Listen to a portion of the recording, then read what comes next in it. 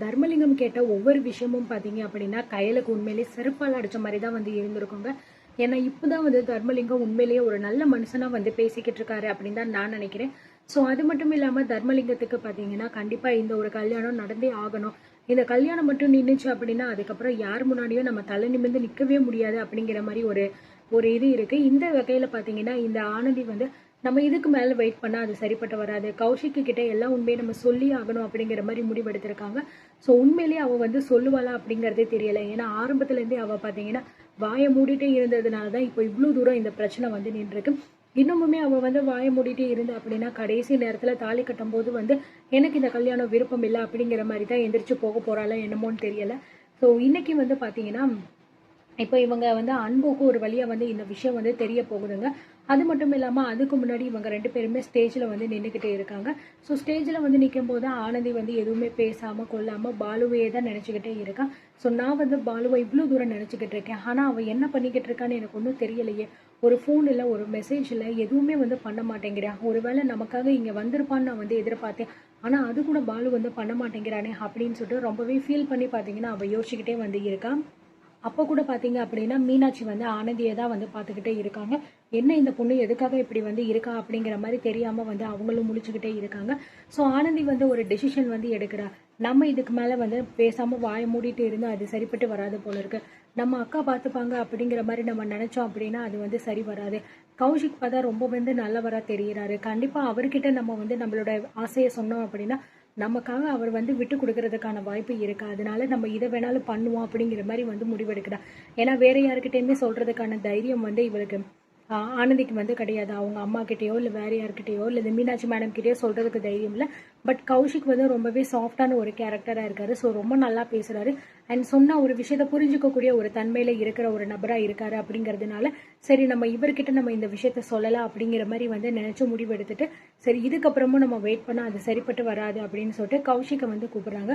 கௌஷிக் ஒரு நிமிஷம் உங்ககிட்ட நான் வந்து கொஞ்சம் முக்கியமான விஷயம் பேசலாமா அப்படிங்கிற மாதிரி வந்து கேட்குறாங்க. ஸோ என்ன ஆனந்தி, என்ன விஷயம், எதுவாக இருந்தாலும் சொல்லு, இதில் என்ன இருக்கு, என்கிட்ட பேசுறதுக்கு உனக்கு என்ன தயக்கம் அப்படிங்கிற மாதிரி வந்து கௌஷிக்கும் வந்து சொல்லிக்கிட்டு இருக்காரு. அது மட்டும் இல்லாமல் நீ என்ன சொன்னாலும் அதை பண்ணுறதுக்கு நானும் சரி என் குடும்பமும் சரி ரெடியாக இருக்கோம். உனக்கு என்ன வேணும் என்ன பண்ணணும் அப்படின்னு சொல்லிட்டு நீ ஒரு வார்த்தை சொன்னால் மட்டும் போதும். எதுவாக இருந்தாலும் சரி எங்கே இருந்தாலும் சரி உனக்காக நான் பண்ணுறதுக்கு ரெடியாக இருக்கேன் அப்படின்னு சொல்லிட்டு பார்த்தீங்கன்னா கௌஷிக் வந்து ரொம்பவே வந்து ஆனந்தி மேலே அவ்வளோ கேர் எடுத்து அவ்வளோ லவ்வோடு வந்து பேசிக்கிட்டு இருக்காரு. ஸோ இதை வந்து கேட்டுட்டு ஆனந்திக்கு பார்த்தீங்கன்னா மனசுக்குள்ள ஒரு மாதிரி குற்ற உணர்ச்சியாக இருக்கு. நம்ம மேலே வந்து இவ்வளோ தூரம் ஆசை வச்சிருக்கா இந்த பையன், ஆனால் இவரை போய் நம்ம இப்படி ஏமாத்த போறோமே, ஒருவேளை இந்த ஏமாத்துறத அவரால் தாங்கிக்க முடியுமா என்னன்னு கூட தெரியலையா அப்படின்னு சொல்லிட்டு ரொம்பவே ஃபீல் பண்ணிக்கிட்டு நின்றுக்கிட்டு இருக்கா. ஸோ இருந்தாலும் நம்ம இதுக்கு மேலேயும் நம்ம வெயிட் பண்ணோம் அப்படின்னா அது சரிப்பட்டு வராது. அப்படி நம்ம இதுக்கு மேலே வெயிட் பண்ணிக்கிட்டு இருந்தால் கடைசி நேரத்தில் சொன்னோம் அப்படின்னா அது இன்னும் பெரிய பிரச்சனையாக இருக்கும்.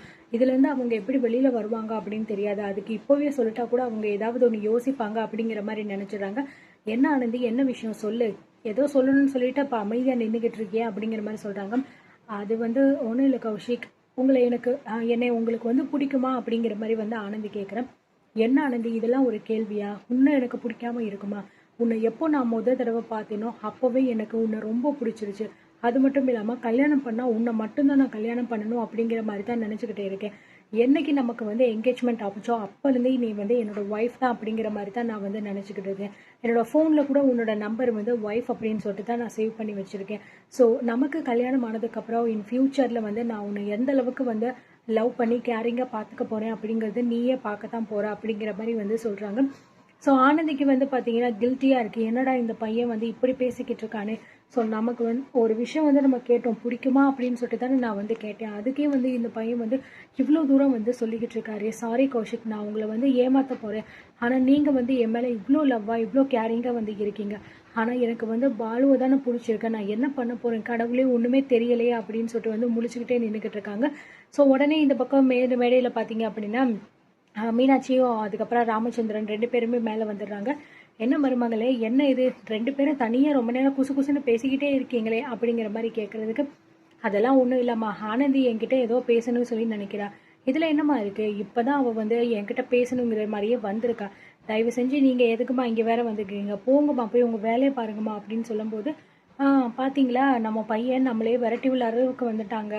மருமகன்னு ஒருத்தி வீட்டுக்கு வந்துட்டா போதுங்க, அவ்வளோதான், நம்ம மகனை இனிமேல் நம்ம மறந்துட வேண்டியதான் அப்படின்னு சொல்லும்போது, சும்மா ஜோக் பண்ணேம்மா, நானும் ஆனந்தியோ சும்மா கேஷுவலாக தான் பேசிக்கிட்டு இருந்தோம், மற்றபடிலாம் ஒன்றும் கிடையாது அப்படிங்கிற மாதிரி சொல்ல, சரி கௌஷிக், அதெல்லாம் நாங்கள் எதுவுமே வந்து நினச்சிக்க மாட்டோம். நீங்கள் 2 பேரும் எவ்வளோ நேரம் பேசினாலும் எவ்வளோ நேரம் ஒன்றா இருந்தாலும் சரி, எங்களுக்கு அதை பற்றி எதுவும் கிடையாதுப்பா. உன்னோட சந்தோஷம் தான் எனக்கு முக்கியம். நீங்கள் 2 பேருமே வாழ்க்கையில் ரொம்ப நல்லபடியாக சந்தோஷமாக இருக்கணும், அதுதான் எங்களுக்கு வேணும். அதை தவிர எங்களுக்கு வேறு என்னப்பா இருக்க போகுது அப்படிங்கிற மாதிரி அவங்க அப்பாவும் வந்து பேசிக்கிட்டு இருக்காங்க.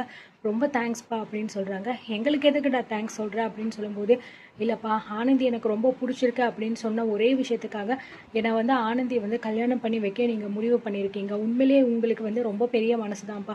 அதுக்காக தான் நான் இப்போவே இந்த விஷயத்த உங்ககிட்ட சொல்லணும்னு நினச்சேன் அப்படிங்கிற மாதிரி சொல்கிறாங்க.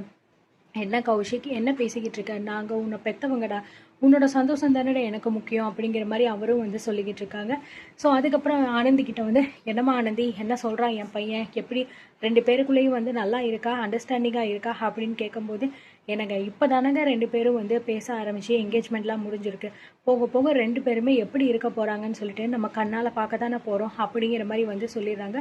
ஸோ என்னடா இவங்க இப்படிலாம் வந்து பேசிக்கிட்டு இருக்காங்க, நம்மளை பேசவே விட மாட்டாங்க போல இருக்கே அப்படிங்கிற மாதிரி பார்த்தீங்கன்னா இந்த ஆனந்தியும் வந்து தான் மனசில் வந்து நினச்சிக்கிட்டே இருக்காங்க. அது மட்டும் இல்லாமல் நம்ம என்ன உண்மையை சொல்ல வந்திருக்கோம் அப்படின்னு கூட தெரியாமல் இவங்க வந்து அதுக்கு ஆப்போசிட்டாக வேற என்னமோ சொல்லி ரொம்பவே சந்தோஷப்பட்டுக்கிட்டு இருக்காங்க. கௌஷிக் கூட வந்து நான் சேர்ந்து வாழ போகிறதே கிடையாது, ஆனால் அவங்க வந்து இவ்வளோ தூரம் சந்தோஷமாக பேசும்போது எப்படி என்னால் இதை வந்து மறுக்க முடியும் அப்படிங்கிறது தெரியலையே. கடவுளே, எனக்கு ஏன் வந்து இவ்வளோ பெரிய ஒரு தண்டனையை வந்து கொடுத்த, நான் ஏன் பாலுவை பார்த்தேன், எதுக்காக நான் அவங்ககிட்ட பேசினேன், இந்த மாதிரி நிறைய விஷயங்கள் பார்த்தீங்கன்னா ஆனந்தி தான் மனசுக்குள்ளே போட்டுட்டு ரொம்பவே ஃபீல் பண்ணிட்டு வந்து இருக்காங்க. அந்த நேரத்தில் ஆனந்திக்கு வந்து பார்த்தீங்கன்னா கண்ணீரே வந்துடுது.